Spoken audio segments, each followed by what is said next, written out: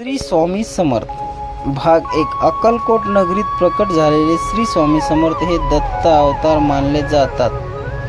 त्यांच्या दर्शनाला भक्ताच्या जीवनात आशेचा प्रकाश पसरतो. भाग 2. भक्ताची संकट धावून येणारे स्वामी समर्थ दयाळू आणि कृपाळू दत्तगुरू होते.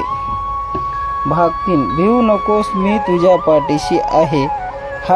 हा स्वामींचा आशीर्वाद भक्ताच्या मनातील विश्वास निर्माण करतो. भाग 4.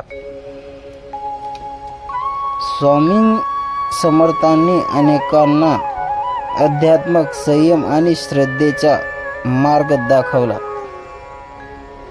भाग 5.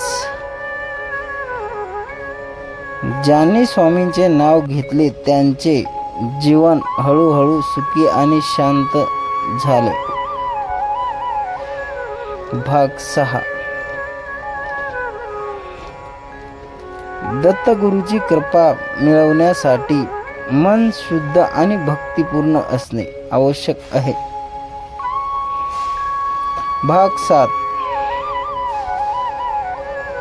स्वामी समर्थांनी भक्तांना कर्म, श्रद्धा आणि सुब्रीत्यांचे महत्त्व सांगितले.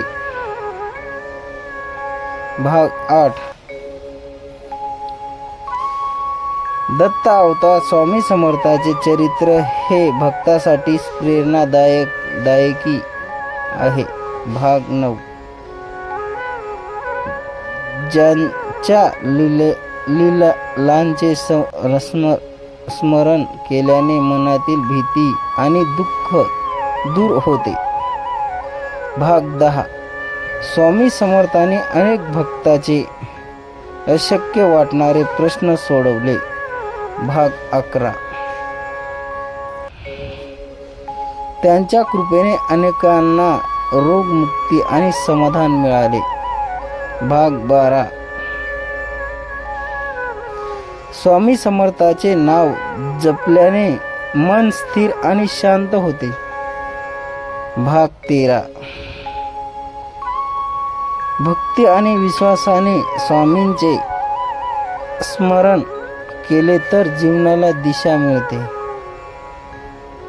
भाग 14. स्वामी समर्थाचे उपदेश साधे पण अत्यंत प्रभावी होते. भाग 15. ज्यांच्या दर्शनाने अनेकांच्या जीवनात चमत्कार घडले. भाग 16. स्वामी समर्थ हे सर्व धर्मांवर समान प्रेम करणारे होते. भाग 17.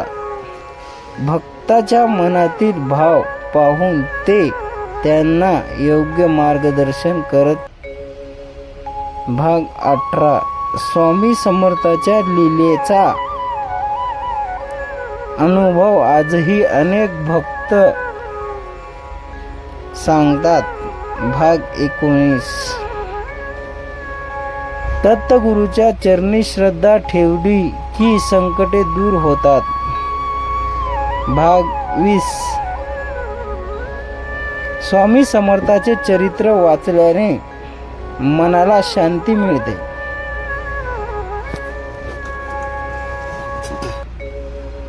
भाग 21. त्यांचे स्मरण म्हणजे दत्तगुरूचे कृपा मिळण्याचा सोपा मार्ग. भाग 22.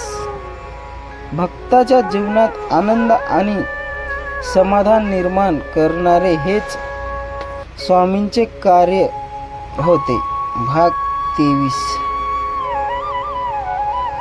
स्वामी समर्थांनी लोकांना सत्य, धर्म आणि प्रेम त्यांचा संदेश दिला. भाग 24. ज्यांच्या कृपेने अनेकांना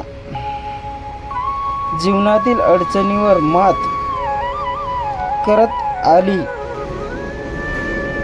भाग 25. अशा या दयाळू